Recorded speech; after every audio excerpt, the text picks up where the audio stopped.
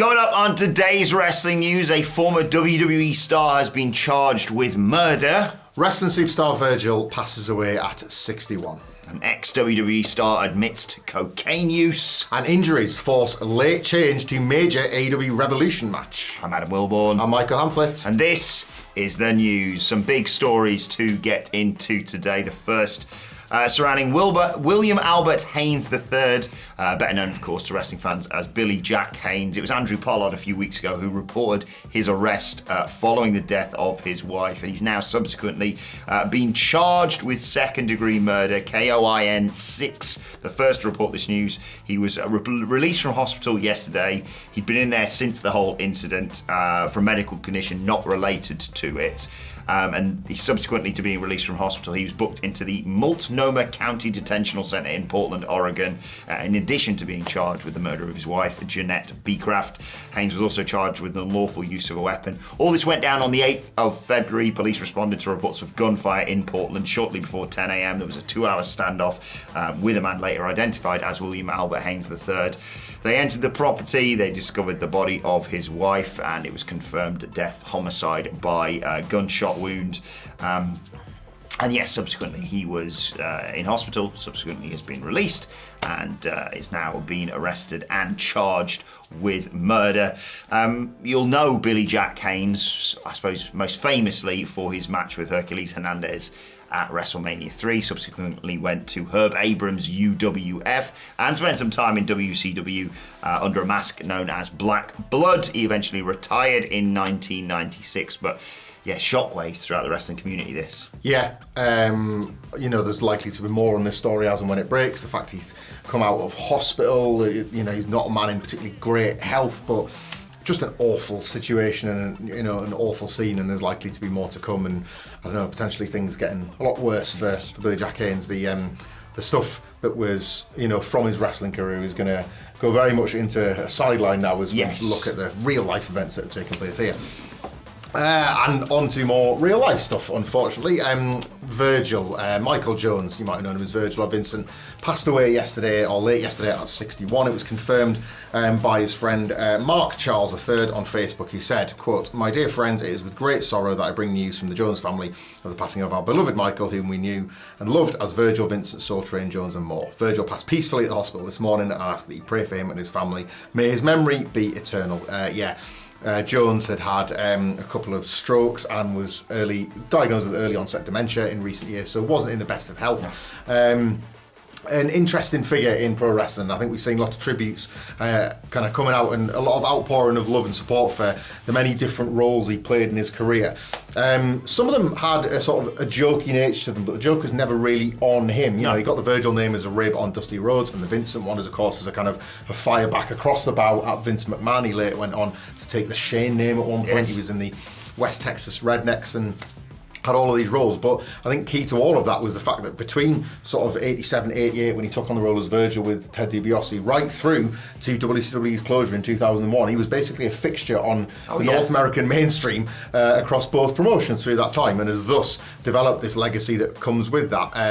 People sharing the memories of a genuinely emotionally absorbing run against Ted DiBiase, from when he turns on him at the Rumble to their matches at WrestleMania and SummerSlam. One of the only men to ever hold a $1 million title that wasn't DiBiase himself. One of the earliest members of the NWO before that kind of just spiraled out of control. Again, linking back up with the likes of Ted DiBiase and Hogan from their kind of WWE golden era years.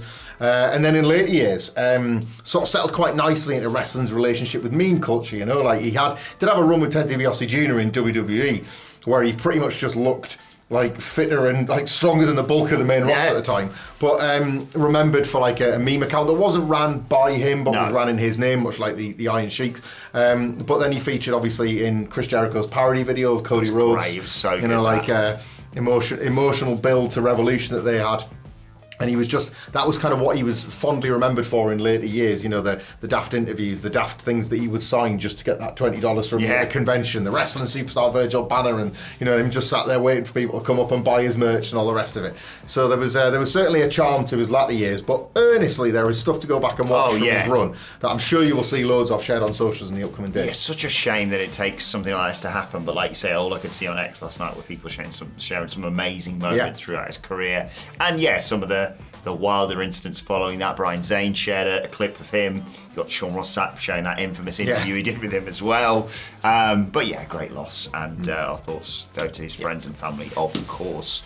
Right, let's talk about Matt Riddle now. He's the New Japan Television Champion, but he's been on the MMA Hour with Ariel Helwani, talking very candidly about his time in WWF and, drug use, to be perfectly honest. Talking about his departure, he said, I think there were multiple variables that play into my departure. Plus, like I said, I failed a couple of drugs tests.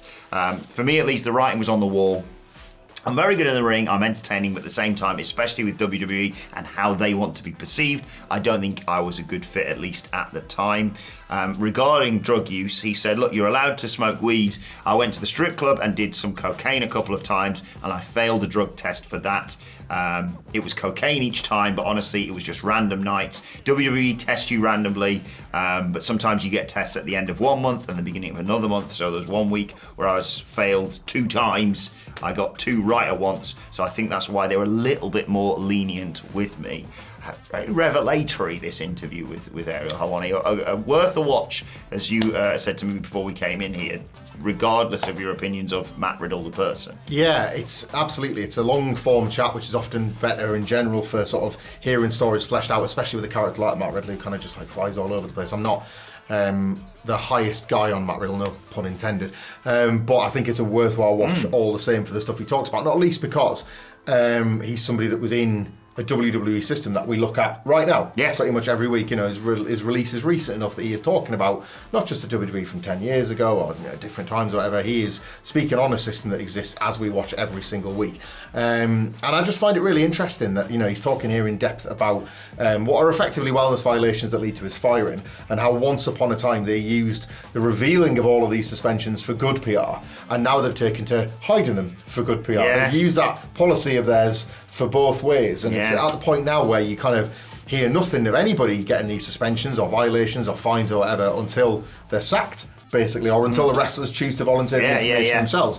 It was going back many years where you would see these announcements on WWE.com, or wrestlers would suddenly just be taken out of storylines. Never forget the Roman one, will you? It was huge, and as a result, you could then keep count, and he was suddenly like, hang on, he can't get another suspension, and then he would get away with it, and they'd have to like fiddle with their own rules a little bit, you know. The times expired on Orton's there's previous, names, there's names that, you know, kind of spring to mind that a few of the people kind of got through, and obviously at some point, you know, Riddle didn't, but I found that quite interesting as well. And there's a lot of other topics he speaks on that I think you can go and dig those out for yourself, that I think will maybe come back, and I think wrestlers will continue to speak on in the months ahead. And worth a look, that I would say. Yeah, he's a very talented individual. I think there's no denying that, Matt Riddle. And he was a fascinating character from the moment he arrived in NXT.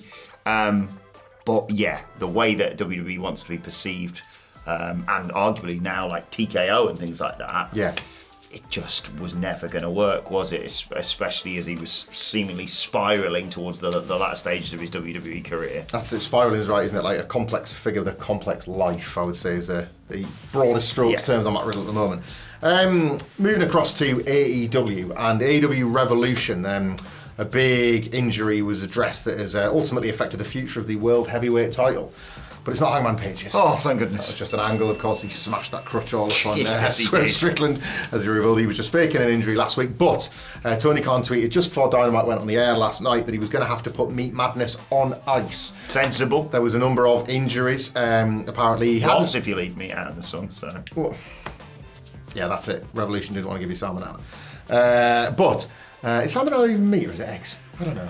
I don't know. I'm surprised I'm not the chef in my house. Don't undercook your chicken or something. I don't know. We're not a food channel yet. Just Leave it to the experts. KFC. Indeed. I do drip water on my bake-at-home baguettes before I hot them in the oven. For that. Gives you a bit of a sort of... Culinary expertise right here. That's it. And if you want to use the baguettes for something else other than dipping in soup, I recommend making turkey dinosaur sandwiches with them.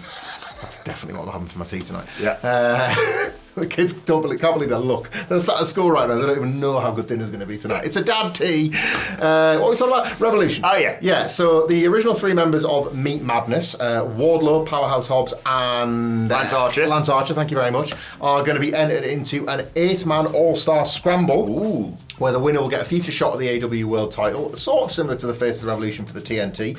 It's, I guess, you're becoming a number 1 contender, but with the rankings back now, maybe they'll have to fit that in. Yeah, it's in just the rankings. Future title shot. Future title shot. Maybe the first, it should Swerve or Hangman win the belt, the first challenger for them off the back of Revolution.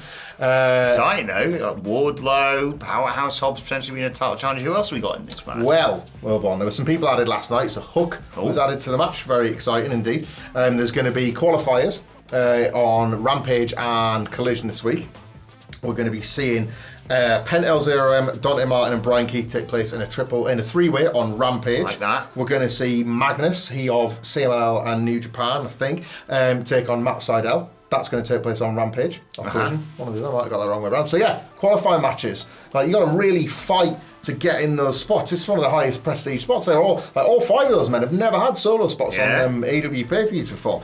Chris Jericho's in it too. Of course he is. So yeah, we've got those names. So Brian Cage as well. Can't forget him. So we've got the 6 spots already taken up. 2 that will be filled by qualifiers. Winner becomes or gets a future shot at the AW title. Give it Wardlow, please. Meat Madness on ice. So it will. We are getting it. Yeah. It will happen down the line. But I guess there was more big meaty men that Tony Khan wanted to use that he couldn't and he didn't want to. Do you think this is going to?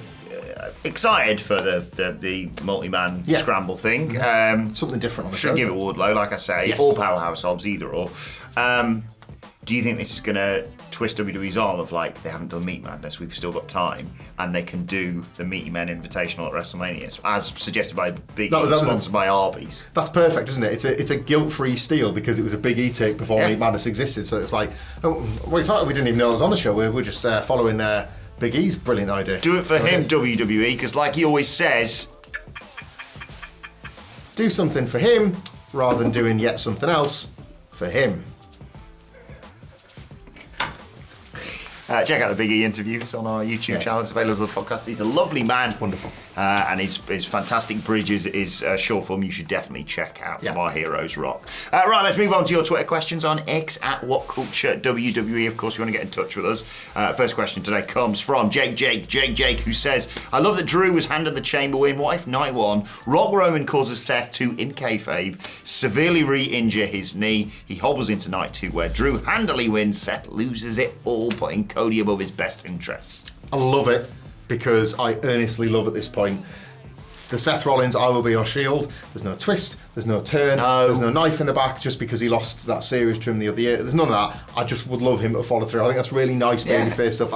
I believe Seth when he says he needs Roman to lose. I believe that, and I believe he believes in Cody and all of that. There's just a lot of belief going around. And if you want Seth to betray Cody, if he doesn't betray him here, the next time when he gets in the ring, he's like, Cody's world champion or whatever. Seth slides in with a chair like, well, we'll fight him off together, and then he clobbers him. Yes. People will not just think immediately, he's going to turn on him. There's a match down the line to do, absolutely, but not at WrestleMania. I think you chase the joy over WrestleMania weekend, and to that end, I've been thinking a little bit since we discussed Drew McIntyre's contract speculation. Yes. And the fact that a lot of people assume the deal was done, then there was some reporting that says, no, it's absolutely not. I find it interesting that there is Drew McIntyre contract speculation as he is heading into a world title match. What if he was to lose at WrestleMania and finally the man with all the excuses and all the lines has none left? He had his stadium opportunity and he failed. He just loses to Seth yet again.